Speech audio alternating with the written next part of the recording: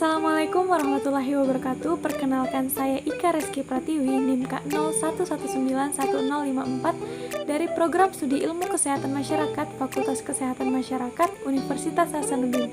Pada kesempatan kali ini saya akan bahas tentang uji penentuan HDL kolesterol. Tujuan uji untuk mengetahui kadar HDL dalam sampel darah manusia. Prinsip uji. LDL dan FLDL atau lipoprotein densitas darah tinggi dan sangat rendah diendapkan dari serum oleh aksi polisakarida dengan adanya kation divalen. Kemudian, lipoprotein densitas tinggi kolesterol atau HDL kolesterol yang ada ditentukan atau ditetapkan.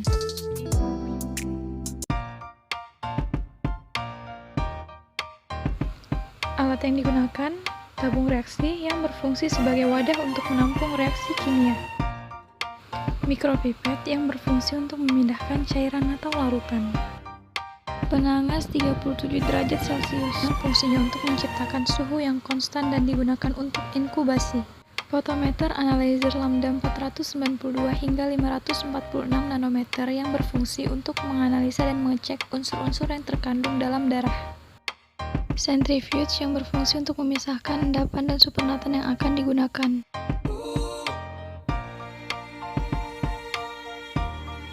Penggunaan serum lebih disukai karena antikoagulan yang terdapat di dalam plasma darah dapat mengganggu metode analisis bahkan dapat mengubah konsentrasi parameter yang akan diukur. Reagen HDL presipitan yang biasanya digunakan adalah asam fosfotungstat MgCl2.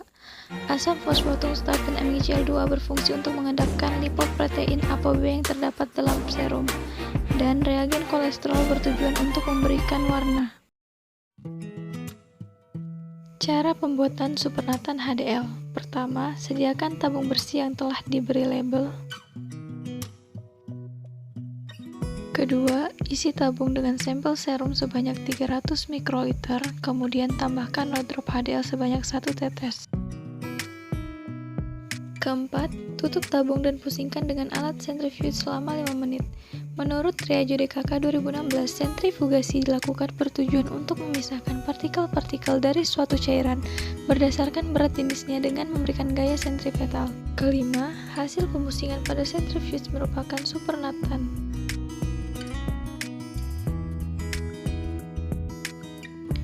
Pertama, sediakan tabung bersih yang telah diberi label. Kedua, isi tabung dengan larutan trigliserida sebanyak 1000 mikroliter, kemudian tambahkan sampel supernatan sebanyak 10 mikroliter dan homogenkan. Larutan ini dihomogenkan agar tercampur sempurna antara trigliserida dengan supernatan. Keempat, inkubasikan selama 10 menit pada suhu 37 derajat Celcius. Inkubasi dilakukan karena pada reagen yang terdapat dalam larutan standar mengandung enzim yang memerlukan waktu tertentu untuk bereaksi secara optimum. Kelima, amati dan catat perubahan warna yang terjadi. Keenam, ukur kadar HDL dengan menggunakan alat photometer analyzer, kemudian catat nilai HDL yang akan tertera pada layar. Nilai normal HDL kolesterol untuk laki-laki sebesar kurang dari 40 mg per desiliter, sedangkan perempuan yaitu sebesar kurang dari 50 mg per desiliter.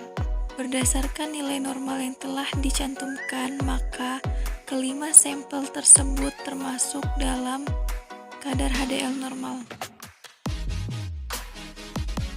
Berdasarkan hasil pemeriksaan di atas, dapat diketahui bahwa pada kelima sampel darah yang diujikan didapatkan kadar HDL yang normal. HDL bekerja mengangkut kolesterol dari endotel pembuluh darah yang kemudian akan diekskresikan melalui saluran pencernaan. Hal ini dilakukan agar tidak terjadinya akumulasi kolesterol di pembuluh darah yang akan mengakibatkan terjadinya aterosklerosis. Selain itu, HDL juga dapat menyebabkan pembuluh darah berdilatasi atau terjadi perubahan ukuran atau transformasi karena produksi nitrogen oksida yang meningkat. Peningkatan kadar HDL biasanya terjadi pada orang yang mengkonsumsi alkohol dikarenakan alkohol dapat meningkatkan aktivitas enzim lipase dan menurunkan kolesterol ester transfer protein. HDL kolesterol adalah lipoprotein yang mengandung banyak protein dan sedikit lemak. HDL kerap disebut sebagai lemak yang baik karena dalam operasinya ia membersihkan kolesterol LDL dari dinding pembuluh darah dengan mengangkutnya kembali ke hati. Kadar HDL yang rendah mengindikasikan potensi risiko penyakit jantung pada pria maupun wanita. Kadar HDL harus meliputi lebih dari 25% dari kadar kolesterol total, yaitu tidak boleh kurang dari 40 mg per desiliter. Rendahnya kadar HDL dapat menyebabkan penyempitan dan pengerasan pembuluh darah atau yang dikenal sebagai aterosklerosis.